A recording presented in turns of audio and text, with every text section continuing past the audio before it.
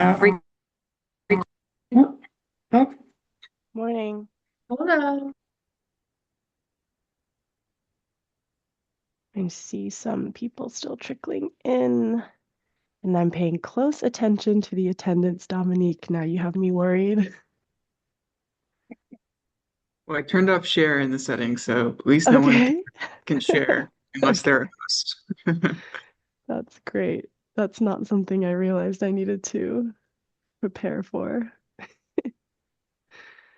Okay. So we're at 9:03. I don't want to delay it anymore. I appreciate so many people getting on first thing on Monday. I luckily am familiar with most of you, but I know not all of you. So my name is TV Lee.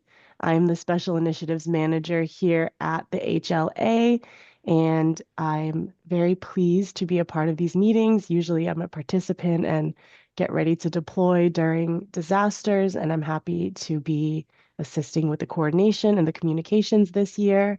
And for presenters today, we have Nick Morrow and Dominique Randall.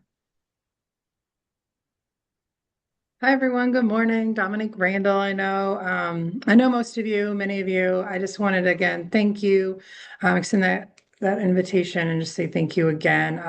We will go into some of the other trainings that are coming up at the end, but I really want to encourage you all to look at kind of the agenda and who the target audience is, because there's kind of different key players for all of these trainings. This one is intended as a 101, so back to the basics, the core information of kind of what's going to help us relevant to the season, not only hurricane disaster messaging and planning, but also how we interact and do that conversation with a lot of our unsheltered and homeless providers. So thanks again for joining us.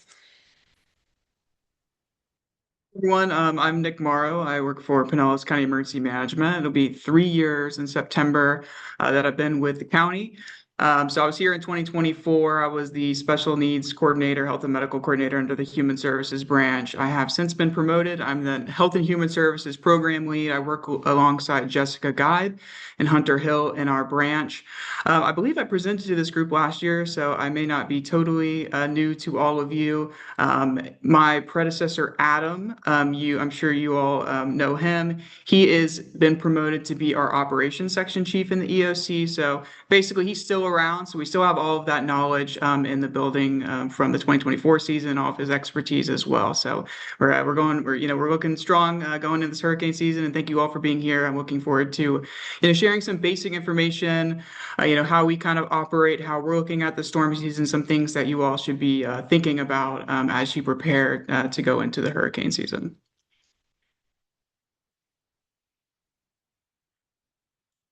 So we're just gonna kick off the PowerPoint. All right, perfect. All right, so we'll go right ahead. So Pinellas County Emergency Management, we coordinate the emergency response for Pinellas County, and that includes 24 municipalities, 18 fire districts, and 12 law enforcement agencies. That is a big lift when you look around the state. Unfortunately, we have a lot more coordination than a lot of counties do, but that's great because we get to work with a lot of partners, and it places a lot of emphasis on coordination. So we're constantly meeting with folks and making sure that we're ready to go. Since 2015, we've activated 16 times. You can see the list here. Of course, our last activation for the EOC was Hurricane Milton in 2024. Thankfully, we got a break last year. Pinellas County is a unique county. We're a peninsula within a peninsula. We've got 280 square miles, and we have just a ton of that being coastline. 400 bridges, and we're the most densely populated county in the state. We've got 40 plus CoC providers. We've got just under 1 million people. That's likely, still accurate with, the past hurricane season. We're just kind of see a little bit of drop of population because of that. But 67% of the county is in an evacuation zone. So that's pretty significant. And that's 2/3 of the county, and half of the hospitals are actually in an evacuation zone.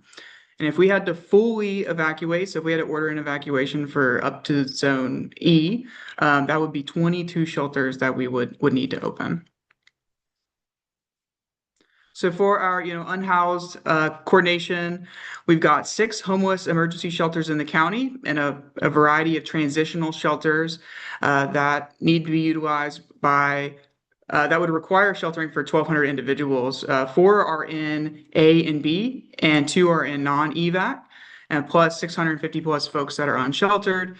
And of course, these folks may be struggling with having money, lack of assistance from family or friends, or lack of a vehicle or transportation options.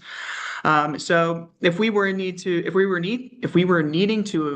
order a level A evacuation, we would have to shelter, 1,000 folks who are unhoused. And for evacuation level B, that would be upwards of 1,400. So of course, this is an important population that we're focused on in emergency management that we are, needing to support and assist.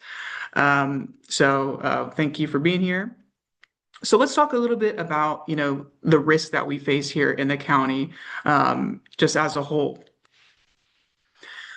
So the biggest significant risk from these tropical storms and from hurricanes, tropical weather, is going to be the storm surge, and that's the most life-threatening part of a hurricane.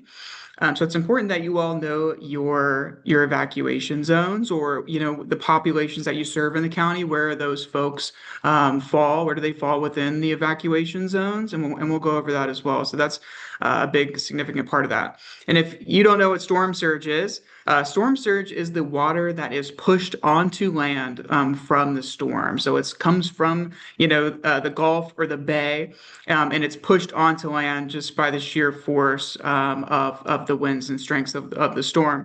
Obviously, that's different than general flooding. You may not be in an evacuation zone, but you may be in a flood zone, and flooding can be caused by just the rain that comes from the sky. So it's kind of a two-part thing. When you're wanting to avoid water, you have to be concerned about the storm surge that's being pushed onto land, but also the flooding and also the combination of that. Because if you're in a level A and you have storm surge, and then you've got a foot of rainfall, that could also exacerbate the risk there as well.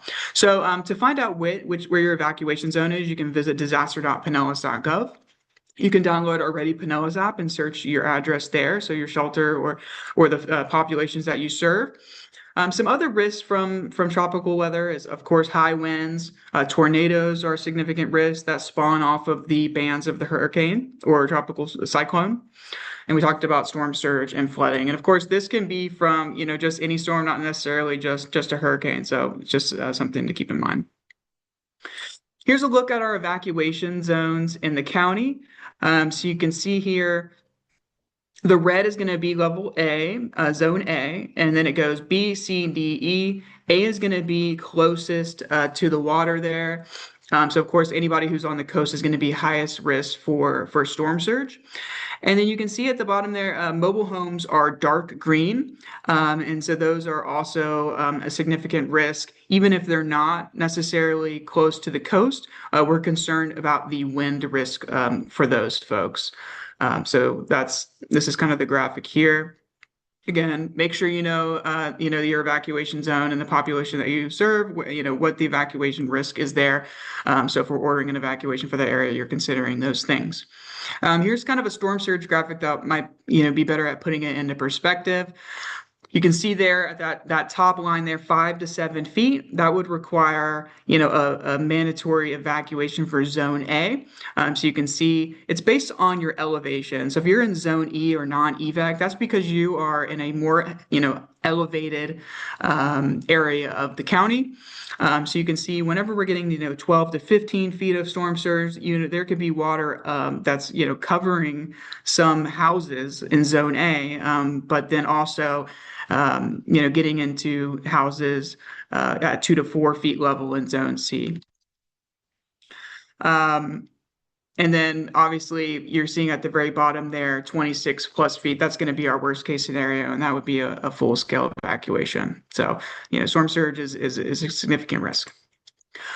Wind is also a risk. It's not something to, not be concerned about. Kind of what we say here is you kind of run from the water and then hide from the wind. So, wind is not as, deadly as storm surge, but it's still something to pay attention to, especially if, people are, living in structures that are, not resistant to wind. So if you operate a shelter, for example, if you are in a zone E or something, and you're not concerned necessarily about storm surge for a certain storm, you also need to consider that if it's still strong winds, there may be higher winds. You may want to be aware of kind of how your building is structured, and come of the risks that could be. The risk to your building, of course. So just because you're safe from storm surge, you also need to kind of take a look at your building and see kind of, when was it built? What were the building codes like? Those sorts of things, so you can understand if it's going to be safe, or if you might expect to receive some damages there.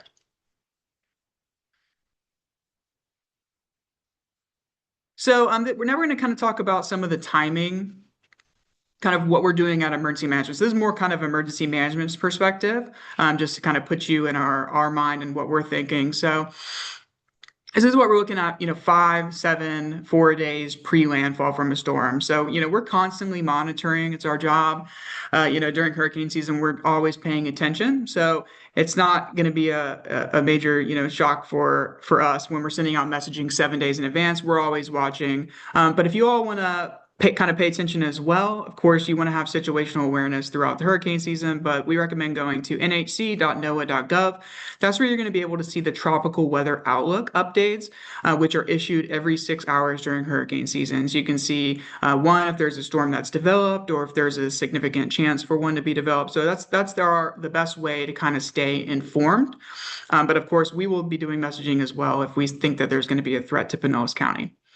One of the things that we do, during this time is we're developing what we call our BMW, which stands for best, mid, and worst case scenario, which is based on a dozen of factors. And that's, several different groups come together to kind of make the decisions on how many shelters we're going to open, the types of messaging, the areas that we're going to close in the county, we're going to close bridges, those sorts of things. But that BMW, best, mid, and worst case, we're kind of constantly updating that, between 7 days and landfall. Okay, based on the projection of the storm, this is the best case scenario. We're not going to have to open any shelters. The mid case scenario is, okay, we may have to open 1 or 2. And then if we're at a worst case that, the storm unfortunately developed very quickly and rapidly, we're going to have to open up 10 plus shelters in the county. So we're constantly revising that each day, just making sure that we're planning for not just the best case, but also the worst case. And we're also holding meetings with partner agencies at this time. 4 to 3 days post landfall, again, we're continuing to revise that BMW, best, mid, and worst case, and we're working on that with the EPG. That's the executive policy group. So a lot of the decisions in the county, and most of the things like how many shelters are opening and when they're opening and when they're closing, when evacuation orders are ordered and announced in the county are decided by the EPG, the Executive Policy Group. And that's going to be Barry Burton, the Pinellas County Administrator, our County Attorney, Kathy Perkins, our Emergency Management Director, the Sheriff, the Director of the Health Department, and some other, big partners, decision makers in the county. So just be aware that those decisions are heavily discussed and considered. We provide data to that group, but ultimately they're going to be the ones who are going to be making those calls. At this time, 4 to 3 days out, Pinellas County departments are going to begin pivoting to storm response. So, sandbag sites are going to start opening. We're going to start preparing. The Human Services Department, in particular, has a full participation in storm response, including staffing shelters, our County Information Center, which is our call center, and then also working here in the EOC. So we will have Human Services folks in our EOC helping guide decision making. We're going to be moving supplies to shelters, and we're going to be preparing to open those shelters in that timeline decided by the EPG. At this time, homeless provider calls are going to begin, and Dominique's going to talk a little bit more about specifics on that timeline and communication from her. So I'll allow her to do that during her section of the presentation. So when we're 2 to 3 days out, that's whenever we're going to see the watches turn into warnings. So, a hurricane watch means that, there is expected that there could potentially be, hurricane force winds in an area, but then the warning is that, you should be, um, you should expect that there will be impacts at hurricane force winds and those sorts of things. So at first it's watches and then it turns into warnings. And those watches transition to warnings about 36 hours before we begin to see impacts. So we'll know if you're under a hurricane warning, expect hurricane force winds, and, other things that come with hurricanes, such as, storm surge and flooding and tornadoes, those sorts of things. 3 to 2 days out, we're talking about making sure the public knows about what's going on. We're communicating with shelters, with homeless shelters, and Dominique's working with you all to identify how many folks are going to be needing to go to shelter and helping to coordinate that with you. Again, she's going to talk about that. Less than 2 days out, this is when we're going to be ordering the evacuations by the Board of County Commissioners. We're going to begin doing special needs transports, which I'll discuss briefly in a little bit. Shelters are going to begin opening, and they're going to remain open until it's closed by the EPG.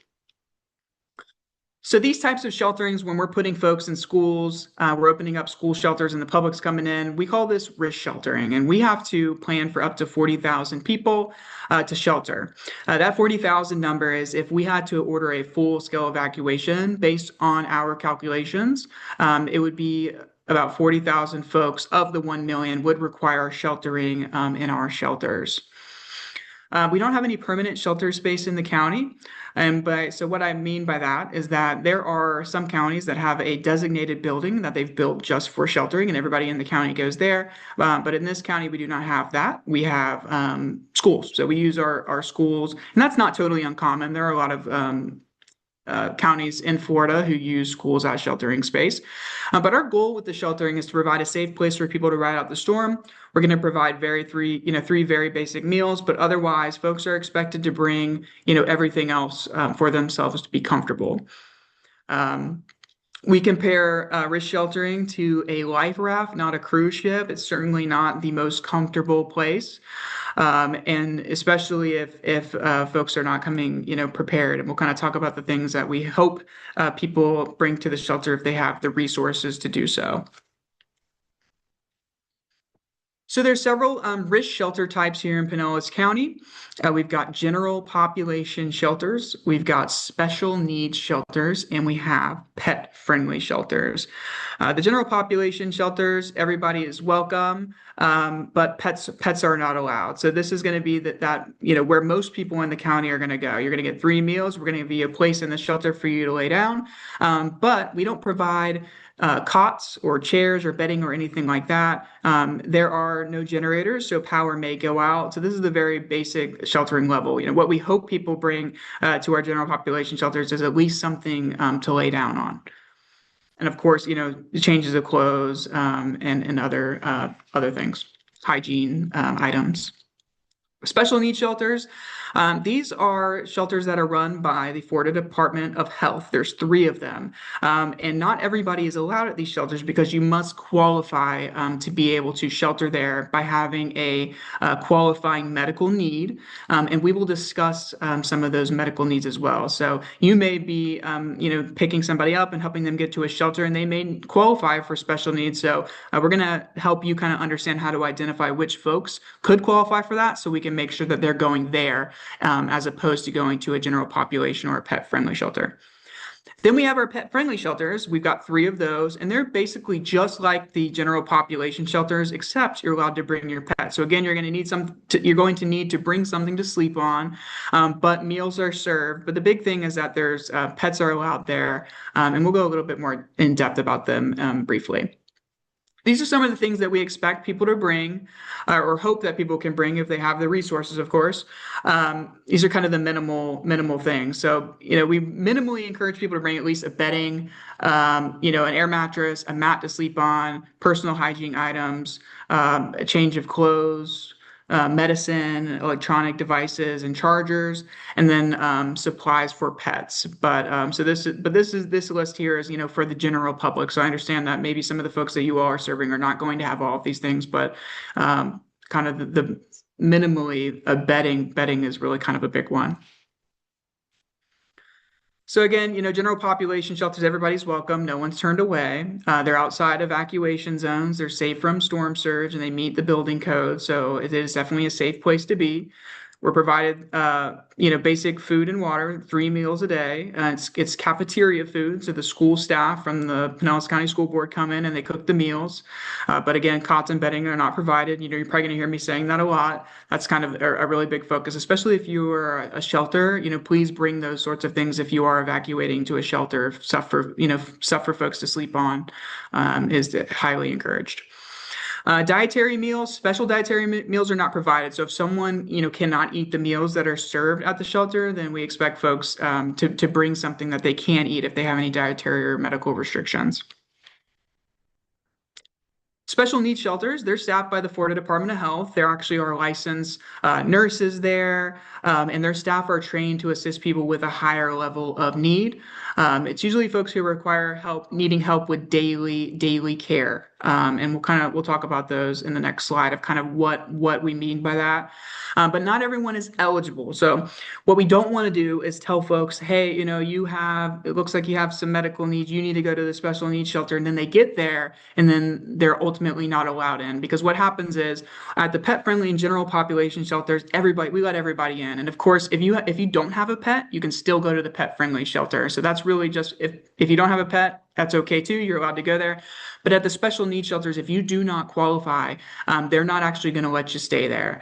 So they have nurses up front that conduct triage, and they ask folks who are trying to get into that shelter medical questions. And if they don't qualify, they're going to be encouraged to go to another shelter type. If someone shows up and they need transportation from the special needs, so they're told at the door they don't qualify and they don't have a ride to get somewhere else, that is something that we can help coordinate in the EOC. We don't want folks showing up there and being told they can't, stay, and then they don't know how to get to the other shelter type. So that's something that we can coordinate through the EOC. But these are some of the medical conditions that will qualify somebody for a special needs shelter. So reliance on supplemental oxygen. So they have an oxygen tank or an oxygen concentrator. They require life-sustaining devices powered by electricity, things like a CPAP, nebulizer, requiring assistance with walking or getting out of bed. So they can't do this alone. Requiring assistance with routine care and medications. They're unable to take their medications on their own. They're dependent on dialysis. If they have severe Alzheimer's or dementia. And then if folks are blind without a personal aid or assistant, and they also don't have they also have other qualifying medical needs. The reason I have that last part underlined is that folks, if they are blind, but they don't have any other medical needs, so they're not, they're blind, but they aren't on oxygen or something like that, for example, then they would go to a general population shelter. Blindness on its own does not qualify for a special needs shelter. So I just wanted to make that clear. In Pinellas County, we have a program called the Special Needs Evacuation Program. This program is available for folks who have an address. So for this group, I'm thinking of people who are living at shelters who are living in apartments. So they have a mailing address and a physical address that they are at. And so I'm talking about the apartments in particular will qualify for this program. What this program does is it provides transportation and also special needs sheltering, but primarily transportation from an individual's residence to the shelter and back home. So this is available, but you have to meet at least one of the criteria below. But again, so the reason why it's only available to folks who have a fixed address is because we use software and we go and pick them up from where they're staying, and then we bring them back. And folks who don't have a standard address, we encourage them to go to a shelter or go to a bus stop to get transportation to the shelter. But folks who have that fixed address would qualify for this program. So if you have, clients or residents who do meet this criteria, then if you have permanent housing, then they can register online at disaster.pinellas.gov. You click on the special needs link and you can get those folks signed up and we can provide them transportation to the shelter. Of course, if you are an emergency shelter provider, we are going to reach out to you directly and we'll coordinate transportation. If you are in an evacuation zone and you're being called to order, we'll get you buses and we'll get you to a shelter. So it wouldn't be necessary for you to register any of your folks for this program. But something to consider. Yep. Yes, sorry, Nick. Thank you. If you'll go back to the eligibility again for 2 slides back, I think. I wanted to just focus on this for a moment because there we go. Yes, thank you. Many of our shelters, again, like Nick expressed, is that we're going to be doing more of a coordinated evacuation. And so, yes, these are the items and the things that would make someone eligible for the special needs registry. But the reason I wanted to pause on this is because I want you all to think about your personal family, your staff, your coworkers, your team, and who may need these type of services as well. So if you are an agency that requires staff to be actively staffed during an emergency, they may have a significant other, they may have a parent or caregiver capacity that they need to ensure are registered for special needs sheltering. So that is available year round for them to register. Also, part of the registration and evacuation is a call down. And so as the storm is approaching, I believe they call 3 times over a 3 to 5 day period. And so that's a lot of manpower and a lot of time and effort put into that to ensure people that need transportation have access to that, which again is another reason why we coordinate evacuation from our shelters. And we don't want people registering at each shelter that they're going to because it will bog that system down, but we will do a coordinated evacuation with that. So thank you. Think about that. I am putting the link in the chat. So again, for your team, your personal family, if you operate permanent housing or do, kind of our community-based services, I will put that link in the chat. Thank you. Sorry. Thanks, Dominic. Yeah, that's a really, really great point. Dominique's going to go over this, but whenever you are coordinating with Dominique to get transportation to the shelter, we've created kind of a guide that helps you whenever you are looking at your populations in your shelter and you're meeting with folks to understand which shelter type they should go to based on their needs. So she'll go over that. Briefly, we want to talk about pet-friendly shelters. So, of course, we encourage anybody and everybody with a pet to bring them with you whenever you're evacuating. Pet-friendly shelters are intended for cats and dogs, but we accept, all animals. Actually, I met with animal services and they've actually never turned away any animal ever since we've had the shelter program. So that hasn't happened yet. So it's not just cats and dogs, birds, turtles, all those things are accepted. We've got multiple pet-friendly shelters. And of course, if you have any folks who have pets that are not service animals, then of course we would prefer them to get to a pet-friendly shelter because that's where they're accepted. At the pet-friendly shelters, there's kind of 2 areas. There's an area for their owners, which are the humans, and then we've got an area for the pets. And it's going to be the responsibility of the owners to go and check on their animals, take them for a walk, take them to the bathroom, those sorts of things. They set up an area outside at the shelter for pets to go to the bathroom. So it is the responsibility of the owners to kind of take care of their pets. They will be caged in a separate area of the shelter. Ideally, we want people to bring pet food, a carrier, a leash, those sorts of things, maintaining vaccinations and county license for their pet, those sorts of things.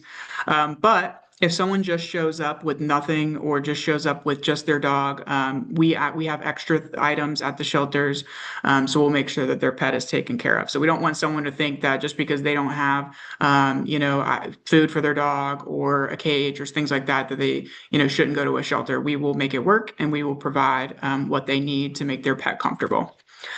Please note that service animals may access any shelter location. However, emotional support animals are considered pets and can only access pet-friendly shelter locations. So there's only 2 pets that are recognized by Pinellas County in the state of Florida ADA as being a service animal, 2 species. It's going to be a dog or a miniature horse. Those are the only animals that can be service animals in Florida. So what I mean by that is if someone is claiming that their cat is a service animal, unfortunately, that cat is going to need to be sheltering in a different area because they're not service animals according to our rules there. So just that's important to note. Just kind of a brief overview, pets by shelter type, just to kind of hammer it home here. At pet-friendly shelters, pets can be brought to the shelter. We're all good there. Special needs, pets are not allowed in the special needs. So if someone needs to go to pet-friendly shelter or a special needs shelter and they have a pet, what we do is we have animal services there up front, and they will basically take care of the pet while the folks are sheltering at special needs. And then once they leave the special needs shelter, animal services will return the pet to them. General population shelter, no pets are allowed. So if someone shows up with a pet, they'll be directed to go to a pet-friendly shelter. And then again, service animals are welcome anywhere. If someone has a service animal at a pet-friendly shelter, they do not have to have their pet in the area with the other animals. They can have their pet right next to them because they're a service animal, so they're allowed to go anywhere. For transportation, the main way folks are going to be getting to the shelter is going to be PSTA. PSTA provides free rides to shelters when an evacuation order has been issued, and they will keep running until transportation becomes hazardous. And so at some point when the winds start picking up, they will have to come off the road. But until then, rides are free and they're going to all of the shelters during the evacuation period. So we encourage folks to take advantage of that. Uber and Lyft, sometimes Uber and Lyft will put out a code that people can use to get to a shelter. Again, you're going to have a phone and they have to download the app. So there may be barriers to that, but that is available. And sometimes afterwards, the county does have an Uber and Lyft account, and on a case-by-case basis, we use it if we're having challenges getting somebody back to where they need to be. So we do have that as an option, but it is again on a case-by-case basis. And then for all the shelters, and Dominique will talk about this a little bit more. We coordinate that through the EOC. So, Safe Harbor, Pinellas Hub, St. Vincent de Paul, like these larger shelters, we'll be coordinating directly with you if you were to need to evacuate and help you with that transportation. For you all, it's important to have a plan. Should you stay or should you go? Of course, if you're going to be if you're in an evacuation zone or the people you serve are in an evacuation zone, those folks need to get out of the area that is being called to evacuate. We've got shelters open. We would be happy to have them there with us at the shelter. Things to consider, is my agency prepared? Do you have an emergency plan? What does activation look like? Are you going to shelter in place? If you are sheltering in place, what area of the building is the safest? If there was a tornado, do you have a history of flooding around your building? Do you know which areas need to flood and which areas may need sandbags? Those are the things to kind of, think about. Do you have enough food? Do you have enough water? Do you have a generator? If you do have a generator, do you know how to use it? Have you gotten it out of the box? Have you tested it?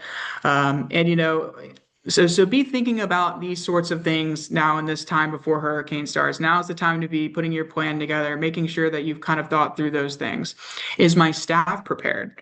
Do they know their evacuation zone? Are they going to be able to get to work? If they aren't able to get to work, are they going to be able to stay at the shelter to be able to continue working? If it's unsafe for them to go home, do they have a personal plan? Does everybody have their gas tanks filled up at least 3 days before the storm arrives because there may be issues getting fuel? So please, at this time, be thinking about that. And if you go to disaster.pinellas.gov, there's just a variety of resources on how to make a plan, things to consider, sheltering information, on all those sorts of things. So I encourage you to take a look there. One of the best ways to stay informed during a hurricane activation is by following our social media accounts. We've got a Facebook account. We've got an X account. Of course, you can go to disaster.pinellas.gov. Please listen to reputable weather providers. The National Weather Service is the best option. Sign up for Alert Pinellas so you can get timely notifications sent to your phone, email, by text message. we have an app, Ready Pinellas app. It's in the App Store. If you have an Apple phone, it's in Google Play as well. If you have an Android, and that has, disaster information as well. You can look up your evacuation zone, have a NOAA weather radio, battery operated or hand crank, have a flashlight, have that go kit, and your shelter preparedness items ready to go. So that's all for me. So Dominique, I'm gonna turn it over to you to share your screen. Awesome. Thank you so much. He flew through that, didn't he? I love it. Yeah, sorry. I mean, I wanted to No, provide time for questions and answers. So no, that was great. So the other thing I wanted to mention is when you're talking about is your agency prepared and are you prepared as a team is, most of us use HMIS or have other EMR systems, but the technology may be down, internet may be down. So making sure you have printed off copies of your clientele and your resource list and kind of what does that look like? I know so many of us experienced the back-to-back storms in 2024. And so we may have a little bit better rhythm or understanding of like how we can operate and what our needs are, but it's always something to just remember and get that perspective going again. So with that, I wanted to dive into, let's see, what the communication looks like in coordination specifically for the homeless service providers. So all of you in your agencies, or many of you in your agencies. And this will mirror what we've done over the past few years. While it has evolved, what we currently have going seems to be work fairly well. So Nick went into depth about the executive policy group and looking at the best mid worst case scenarios and what that timeline kind of looks like. And so there's a lot going on in the background that I am not part of, and even Nick is sometimes not a part of. And so we may be giving recommendations and suggestions that may not be what's executed, right? Because again, they're looking at a multitude of different experts and a multitude of different maps and seeing what's kind of going on. So ideally, our communication is starting at least 5 days out, depending on the size of the storm. And so we're going to start doing our daily status emails. We've been routing those through the HLA. The past few years, the HLA will add some additional content, but this is kind of your preview, your first insider knowledge. It oftentimes will have some early warnings or awareness that may not be available or out there yet. Nick mentioned that there's a lot of media. A lot of media frenzy, a lot of media hype. If you have family outside the area, right? Anytime there's a disaster, they all think that we are, treading water across the entire county. So just be mindful of what you're following, what apps, or excuse me, what influencers or what news sources you're following as part of that communication. So tuning into the right ones is really important. We're going to start meeting a virtual meeting. And so again, technology may change, but hopefully before the storm comes, we're all able to meet virtually and kind of do a roll call of everyone and their status and what we're looking at, what the EOC is looking at, and then what our provider needs are looking like. And so all of our shelter providers are strongly encouraged to participate in that. Any of our transitional shelter, permanent housing shelter, our day service centers too, because again, it's going to give you kind of that insider knowledge, kind of first to the table. Depending on the timeline and the severity of the storm, we may take a day or two off of that daily call, pick it back up. I know one year we did it on a Friday. We were like, oh, we'll get back together on Monday. It's not going to be that big of a storm, and we ended up having to call everybody in on Sunday and get that ball rolling. So again, depending on the time and the day of the week and the projections, we may continue that daily call or set one in a future cadence.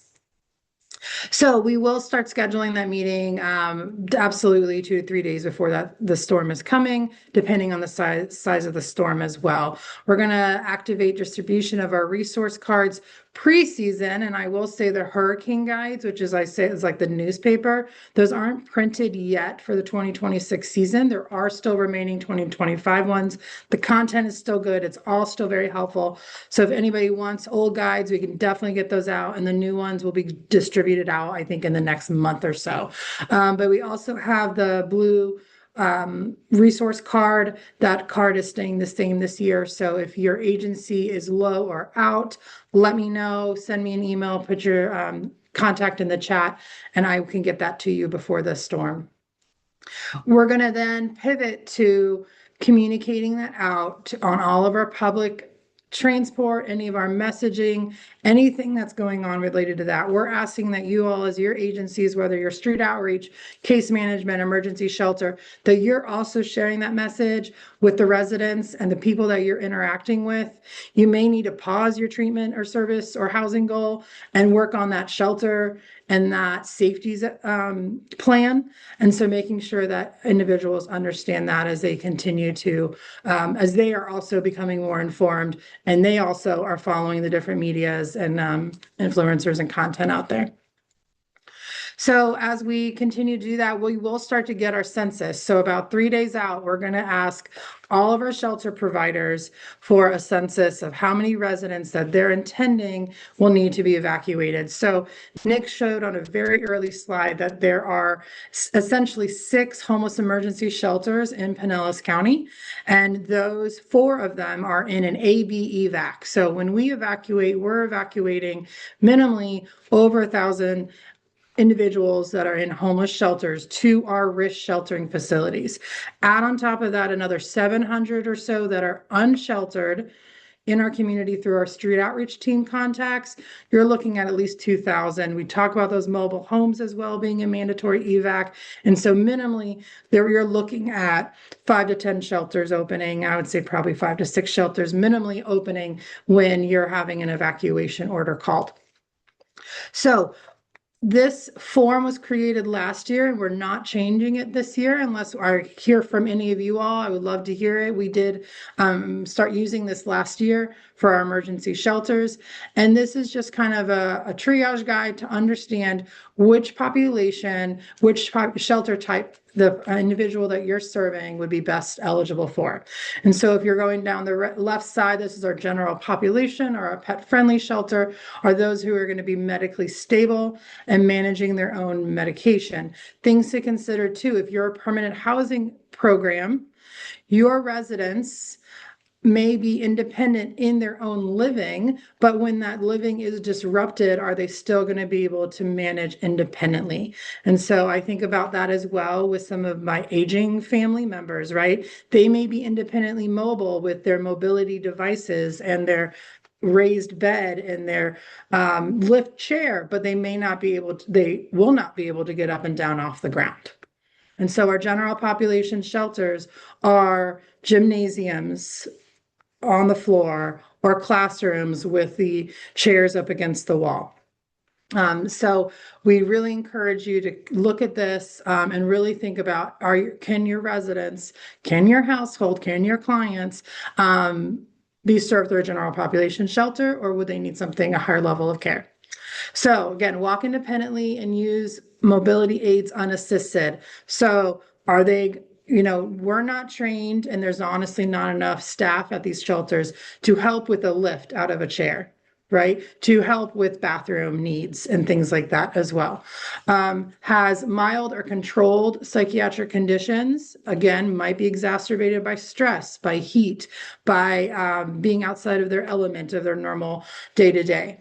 They require no assistance when toileting. There is not staff on shelter or on hand, at our general population shelters that can assist with that.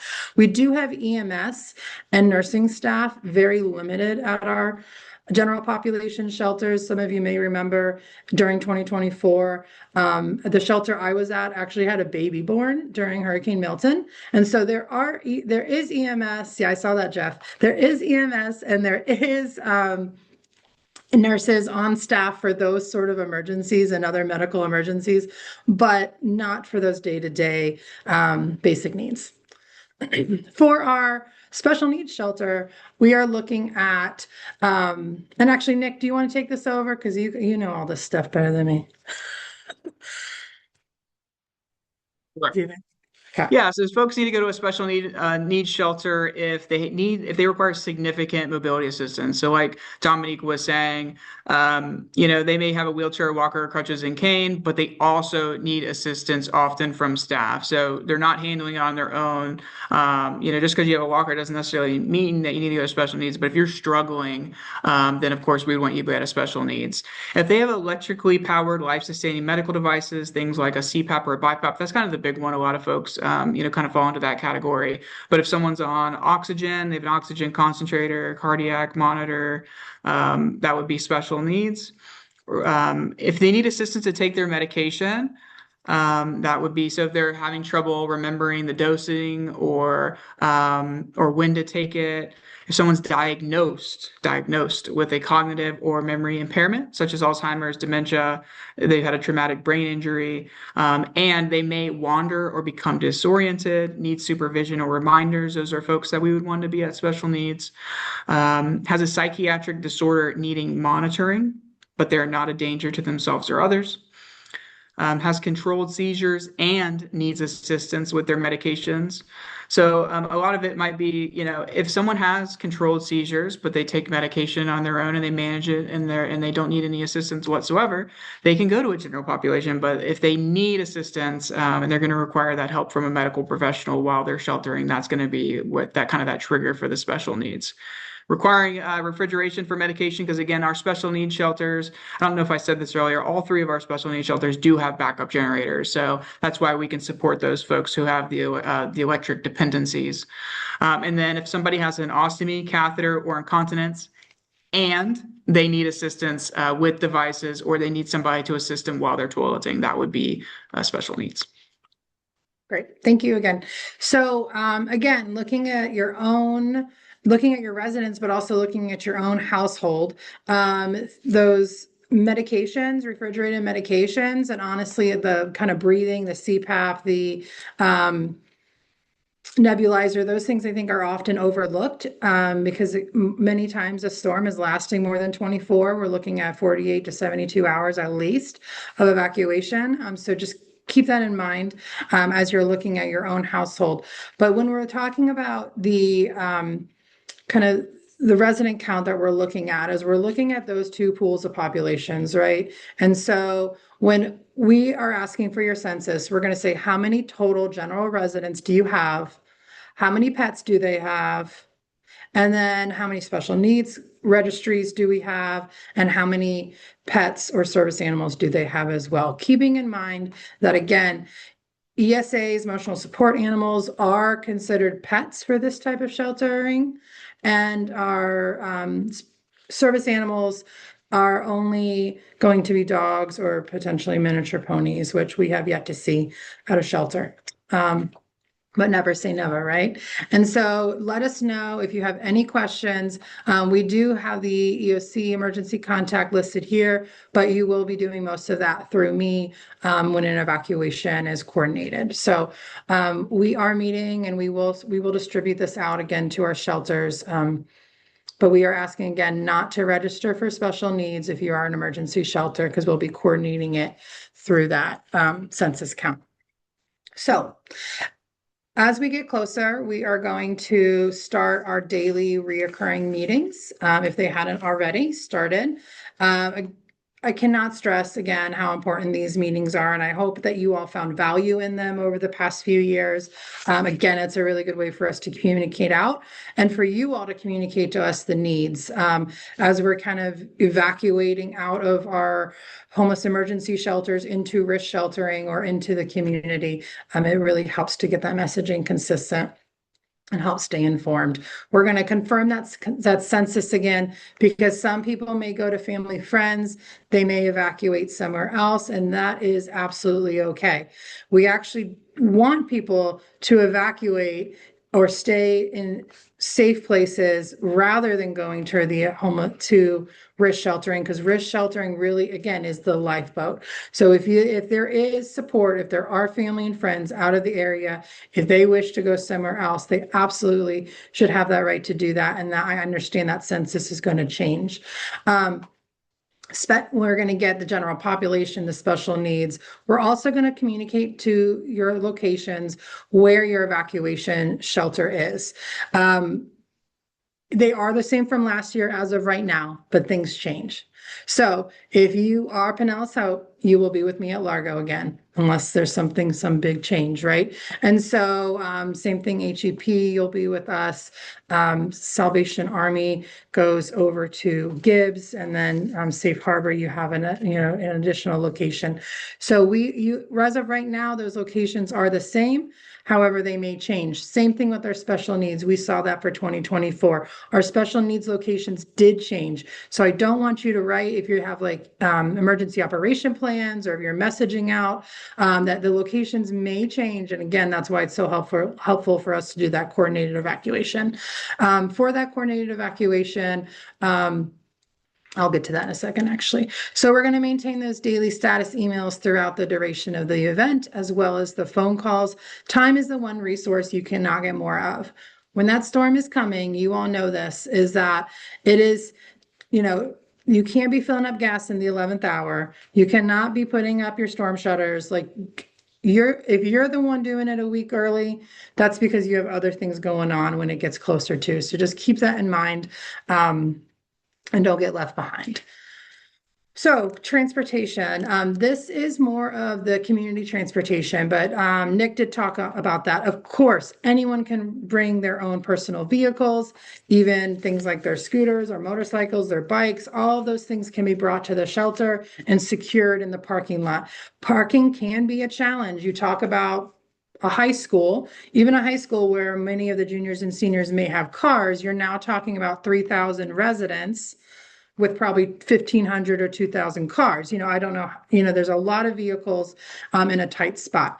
So PSTA does operate the free transportation. As soon as that evacuation starts, PSTA becomes free.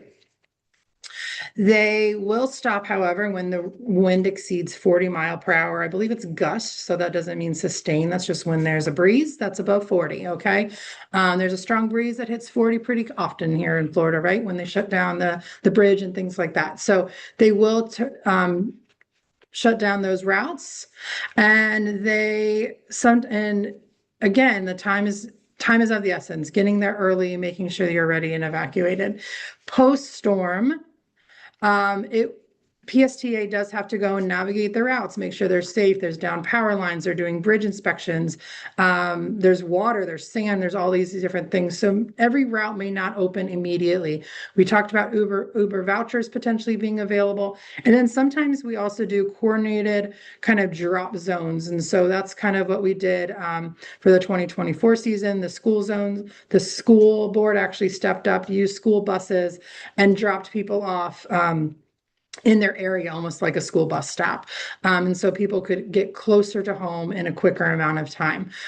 For our homeless emergency shelters, we are doing a coordinated pickup. So when I base off of that census, I'll use Pinellas Hope as an example. If you have 200 residents going to general population shelter, 50 residents with 20 wheelchairs going to special needs shelters, then we're going to bring out 4 PSTA buses, or maybe more, so everybody can get on those buses, get them to shelter. For those special needs buses, that may take a little bit longer because if we have a lot of wheelchairs, we can only secure and lock down so many wheelchairs.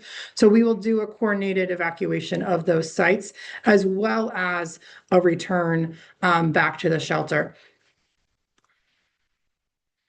We will maintain the emails. Here's a sample of our emails. This is kind of the template for the entire activation and how we're communicating out to you all.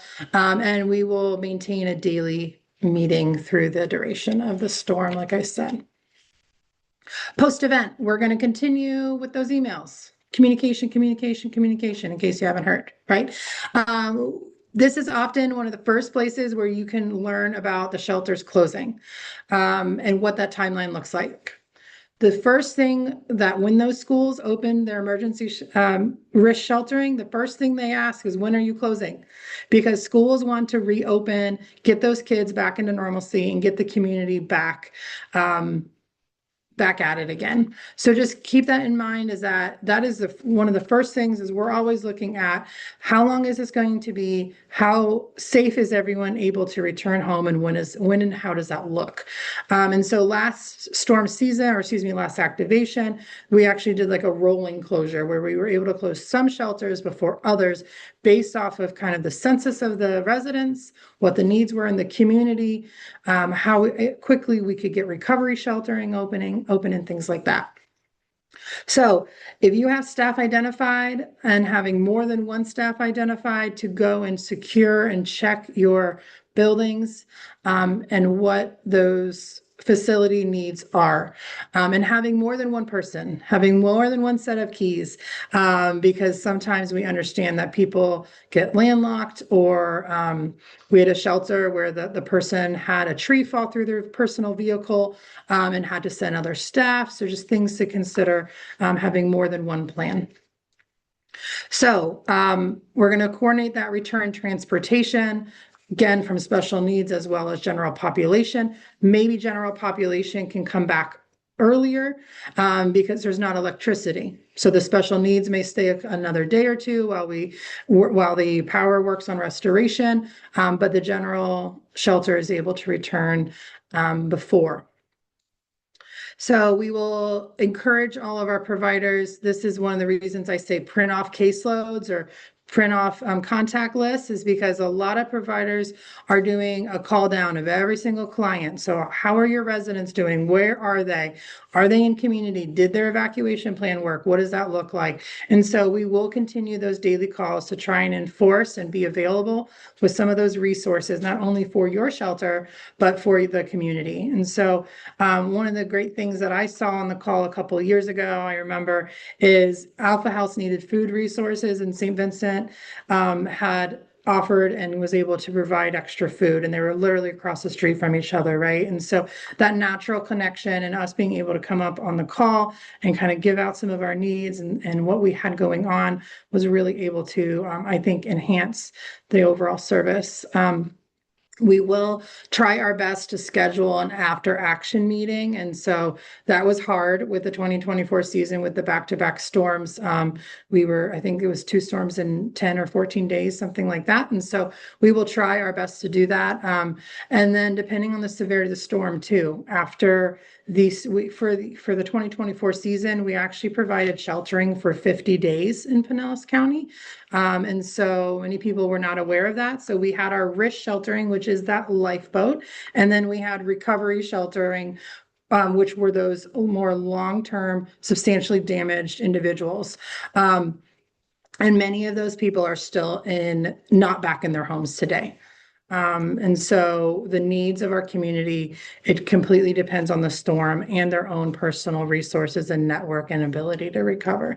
And so with that, I did put in, that's actually the end of our presentation, so to speak. We did want to leave time for questions, and I didn't think we'd go the full time anyways, but I did put in the Know Your Zone in the chat, as well as Alert Pinellas Registry, and the app in the chat, but I will open it to any questions.